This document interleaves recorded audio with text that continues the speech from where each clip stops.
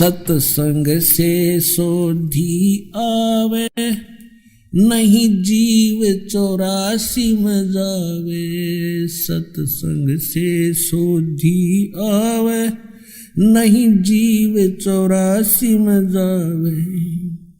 अब मेटो द्वेष और राग, हो राग या उम्र बतेरी जाली। अब मेटो द्वेष और राग, हो राग या उम्र बतेरी जाली। और भगत संत साधु और सोना और सजन पुरुष भद्र पुरुष टूट जोड़े 100 बार। जैसे सोने का आभूषण बना दिया, अलग अलग टुकड़े कर दिए, फिर उसको दोबारा आभूषण बनाया जाता, निशान भी नहीं रहता ये कौन था, वैसा ही बन जाता है। ऐसे साधु संत कभी कवासुनी हो जाती है तो मन में दोष नहीं रखते, ईर्षा नहीं रखते, उसको बदले की भावना नहीं रखते, और फिर मिलते हैं तो वैसे ही हो जाते हैं जैसे कभी कुछ हुआ ही नहीं। और दुर्योधन दुर्जन था, एक धक दरार उसमें इतना क्रैक आ गया, वो मिटा नहीं, अपना नाश करा कर टिका, सर्वनाश कराया उसने। अब उसी आधार से उसने कहा कि दुशासन अब इसको नंगा कर सुबह में, हम तो अंधे हैं और अंधों की संतान है, हम कुछ देख थोड़े सकेंगे इसके अंग को, नंगा कर इसको आज। अब द्रौपदी, वहां कौन कौन विराजमान थे पुण्यात्मा, महाभारत पढ़ा करते आप, इसको बड़ा अनमोल ग्रंथ जान के, इसके अंदर जो इन पात्रों का जो गलत रोल था किसी का नहीं धरती पर हमने देखने नहीं मिला। भीष्म पितामह, द्रोणाचार्य और कर्ण, ये 3 ऐसे योद्धा थे जिससे सब कुछ कांपते थे। दुर्योधन भी कांपता था और वो सारे सभी कौरव कांपते थे। लेकिन उस सभा में वो सारे बैठे और विदुर भी विराजमान था, विदुर जो कौरव पांडवों का चाचा था। अब वहां पर जब उसको नंगा करने लगे, द्रौपदी ने सबसे पुकार की। पहले तो ये सोचा कि ऐसी गलती कैसे कर देंगे, सारी सभा में मुझे नंगा कैसे कर देंगे। भीष्म पितामह जैसे बैठे हैं दादाजी, और साथ में ये बैठे द्रोणाचार्य गुरुजी, और कर्ण जैसे महापुरुष अक्षत्रिय विराजमान है, ये कैसे गलती करेंगे। तो जब सबकी तरफ देखा, दुशासन ने उसका पल्ला पकड़ लिया नंगा करने के लिए। किसी ने भी यूं नहीं कहा तुम क्या कर रहे हो मूर्खो, ये क्या कर रहे हो, कैसा जुल्म कर रहे हो। अपने पति 5 पांडवों की तरफ देखा, क्योंकि वो हार चुके थे, वो बंध चुके थे, नीची गर्दन कर ली। अब द्रौपदी ने देखा कि तो सब फेल हो गए, तो जिसको तू आसरा मान बैठी थी, जिनको सहारा मान रही थी, ये तेरी मदद हेल्प करेंगे, तो ये तो फ्यूज हो गए सारे। तो यहां परमात्मा ने कहा कि उस समर्थ की रीढ़ छुपाई कुल कुटुंब तेराता। अब इन संसारिक लोगों से तू अपनी कल्याण चाहता है, इनसे मदद मांग रहा है, ये मदद नहीं कर सकेंगे। समय आने पर भगवान ही मदद करेगा। और वो कैसे करेगा, यदि तूने उसके अनुकूल कोई ऐसा कर्म किया होगा तो करेगा। अब उस समय उस सभा में एक व्यक्ति था जिसको हम पंचायती कह सकते हैं और एक धर्मपुत्र कह सकते हैं, विदुर। विदुर ने खड़ा होकर कहा कि रे भले आदमियों, तुम क्या करने जा रहे हो, कुछ दुर्योधन अकल से काम ले। बाहर के लोग तुम्हें क्या कहेंगे, अपनी इज्जत अपने हाथों उतार रहे हो।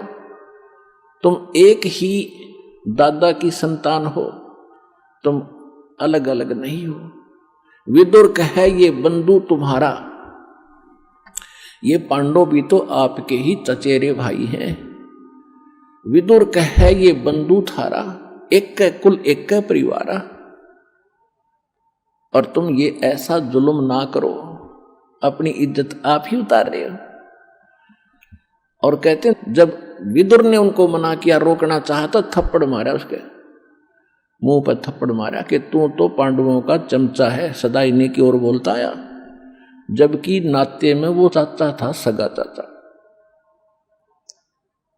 कहते हैं विदुर के मुख पर लगा थपेड़ा तू तो इन पांडवों का चेहरा, इनका चमचा है, नौकर। तू तो है बांदी का जाया, तू बांदी से पैदा हुआ है, इसलिए तेरे अंदर अक्षत्री वाले गुण नहीं है, तू इतनी ही बोधी बात कहता रहा। तू तो है बांदी का जाया। जब ये शब्द उसने कहा दुशासन ने, कहते हैं भीष्म, कर्ण और द्रोण मुस्काया। अकल देखो उन महापुरुषों की, पंचायत में बैठे हैं और एक लड़का अपने चाचा का थप्पड़ मार रहा है और उसको अपशब्द कह रहा है, और वहां वह बैठे मौजूद व्यक्ति हंस रहे हैं, मुस्कुराए वो। जबकि उन्होंने खड़ा होकर कहना चाहिए था, निकम्मे खबरदार, देते ने अपने चाचा का हाथ लगा दिया, सारी नैतिकता नाश कर दी तूने। और वो इसके विपरीत उन्होंने ना कुछ टोका टाकी की, ना ये कहा तू ऐसा ना करो, बल्कि ये शब्द सुनकर कि तू तो है बांदी का जाया। भीष्म, कर्ण और द्रोणाचार्य गुरु कहते मुस्काए, हंसे। और वहां एक था भक्त, एक था पंचायती। उस सभा में पंचायती के एक लक्षण और गुण होते हैं, सच्ची बात कहे, मुंह पे कहे, और उसकी नहीं चले तो उठ कर चला जाना चाहिए, वह बैठा नहीं रहना चाहिए उस सभा। तो विदुर वहां से उठ कर आ गया, वह रहा नहीं।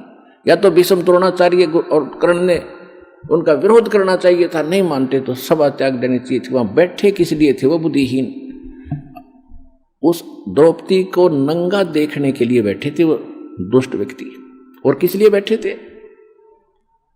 अब कहते हैं बंधे से बंधा मिले और छोटे कौन उपाय, कर बंदगी निर्बंध की वो पल में दे छुड़ाए।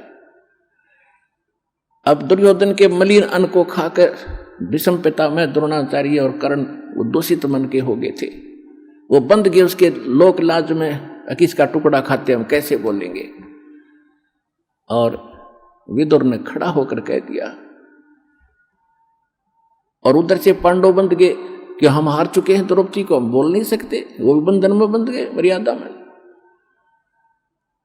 पुण्यात्मा, जब यह जीव इन संसारिक लोगों से अपना आस्था हटा लेगा, एक उदाहरण शब्द लेना यहां पर, जब तक आप किसी राजनेता या अन्य किसी अपने धनी रिश्तेदार से आशा रखते हो अपने किसी वस्तु की, भगवान साथ कम देगा। जब आप उनसे हटकर केवल एक परमात्मा में आस्था रखकर सच्चे दिल से पुकारोगे तो पता नहीं क्या कर दे एक पल में।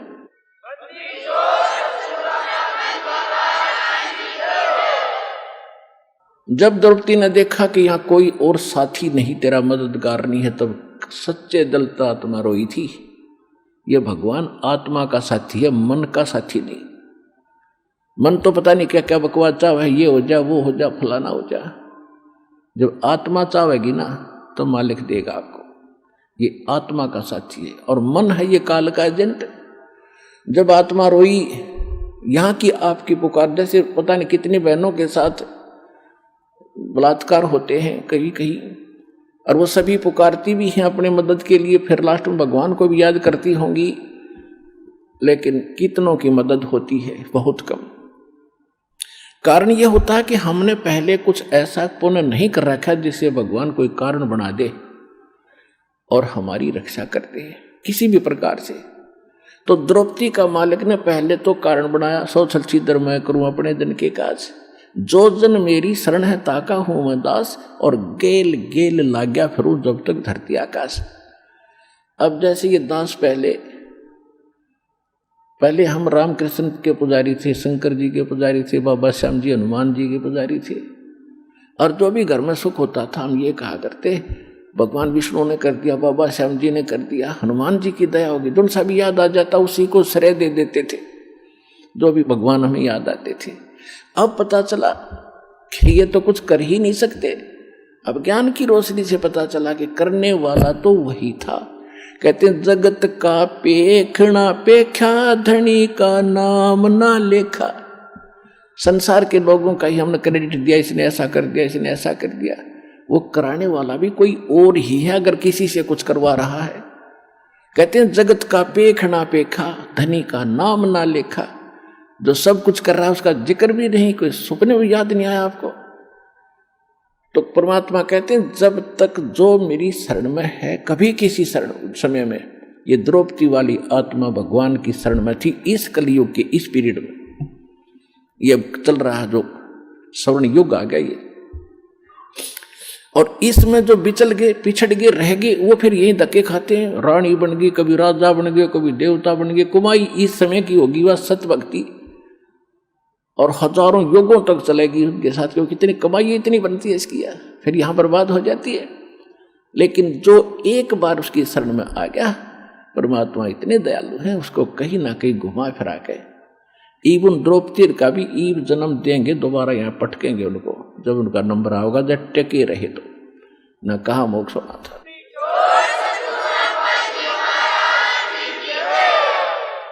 तो कहने का बात यह है कि जब आत्मा ने रोई हृदय से मालिक को, तो इसकी पुकार जाती है धर्मराज के दरबार में। और यहां एक विधान बना रखा है, कोई ना कोई गुरु पहले अवश्य धारण करते थे, गुरु के बिन भक्ति नहीं करते थे। पांडवों का गुरु थे श्री कृष्ण जी, तो श्री कृष्ण को गुरु भी धारण कर रखा था। अब इसकी पुकार गई वहां धर्मराज के दरबार में, उसकी खुल गई वहां सीढ़ी। उसने देखा धर्मराज ने कि देखो आत्मा पे आपत्ति आई है, मैं कोई रक्षा करा सकता हूं। उसने देखा कि इसने एक ऐसा दान कर रखा एक साधु संत को कपड़े का, इसका तो पता नहीं कितना क्रेडिट दिया जा सकता है। तो वहां से रिफ्लेक्ट होकर के श्री कृष्ण में आई वो नो की नो पावर मालिक की। और कृष्ण जी तो अपनी पत्नी रुक्मणी के साथ शतरंज खेल रहा था, शतरंज का गेम खेल रहे थे महल में। जो ही उसने शतरंज डाली, उसमें बोलते हैं कच्चे 12 पक्के 18 पौ 12 जैसे भी उसके होते, तो 5 सेट डाले थे और बोलना था पौ 12 कच्चे 12 जैसे वो बोलते हैं खेलने में। उसी समय हाथ आकड़ गया उसका नु, और नु बोला अनंत अनंत अनंत। अब कृष्ण नहीं कर रहा था, वह परमात्मा की पावर उससे करा रही थी। अब रुक्मणी ने उसका हाथ पकड़ लिया कि अनंत अनंत क्यों बोल रहे हो, आगे बोल, इस कच्चे 12 पक्के 12 कुछ तो बोलना था, ये ऐसे क्यों बोल रहे हो आप। तब उसने कहा कि रुक्मणी कर पकड़ा मुस्काई, गरीबदास साहिब जी की अमरवाणी से दास सुना रहा है। रुक्मणी कर पकड़ा मुस्काई, उसका हाथ पकड़ के हंसने लगी। अनंत कहा मोह को समझाई, ये अनंत क्यों कहा इसका मुझे बता। अब कहते हैं दुस्शासन ने द्रौपदी पकड़ी और हमरी भगत सकल में सिखरी, जय हमरी भगत पिछोड़ी हुई तो हमरा नाम न लेवे कोई।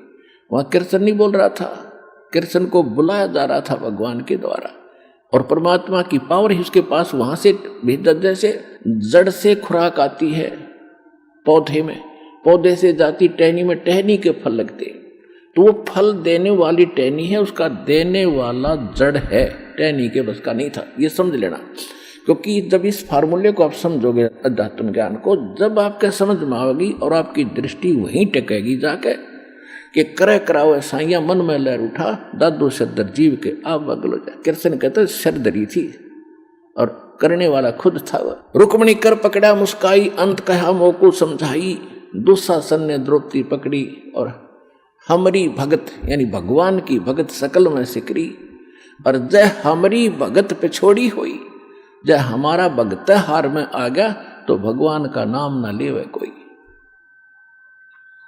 अब श्री कृष्ण तो फिर इतना कह के लग गया पासे खेलने, वो मालिक आए फिर कृष्ण रूप धारण करके, श्री कृष्ण रूप बना के परमात्मा सूक्ष्म रूप में द्रौपदी के सिर पे आकर बैठ गए। कहते हैं तनदेही से पासा डारी, कृष्ण तो अपना वहां खेल रहा है और पहुंचे सूक्ष्म रूप मुरारी कबीर परमात्मा। खेचत खेचत खेच कसीसा, सिर पर बैठे हैं जगदीशा, द्रौपद सुता के तीर बढ़ाए, शंख असंखों पार न आए, द्रौपद सुता ने दीनी लीर और जाके अंत बढ़ाए चीर।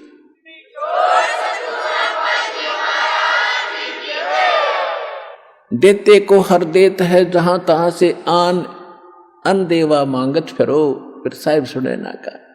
फिर काफी समय के बाद जब श्री कृष्ण जी उनके घर आए, तब द्रौपदी ने पूछा कि हे भगवान, आपने मेरी ऐसे कौन सा मेरा शुभ कर्म आगे अड़ गया जिससे आपने मेरी इज्जत रखी।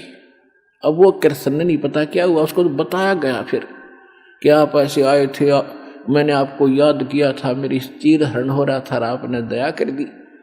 तब श्री कृष्ण में भी को पिछले 3 लोग की ये कुछ शक्ति है, इनमें भी कुछ दिव्य दृष्टि होती है। इसने जब ध्यान मग्न होकर देखा कि कौन सा पुण्य इसको मिला, तब उसने बताया कि द्रौपदी, तूने एक बार जब तू कंवारी थी राजा द्रौपद के घर नहाने गई थी और तूने एक साधु संत को एक बिलहात का एक छोटा सा टुकड़ा साड़ी का पाड़ कर दिया था। उस महात्मा को दिए हुए फल, उस टुकड़े का फल आपको इतना मिल गया। ओहो, जब उसको याद आया, रिमाइंड हुआ को, अच्छा ओहो, इतने महापुरुष थे वो सूरदास। तो कहती है कि एक लीर माने छोटे से टुकड़े के कारण मेरे हो गए चीर अपार, और जब मैं पहले जानती कि ऐसे समर्थ है ये, तो सब कुछ देती वार कि उसको ना जाने के दान दे देती, उस महापुरुष को पता नहीं क्या समर्पण कर देती। तो पुण्यात्माओं, आज वो अवसर आ गया आपका, और जब ईब चूक गए, अब समर्पण होने का समय है मोक्ष प्राप्ति और यहाँ की सुख प्राप्ति के लिए। इसलिए आपको उदाहरण सुना रहा।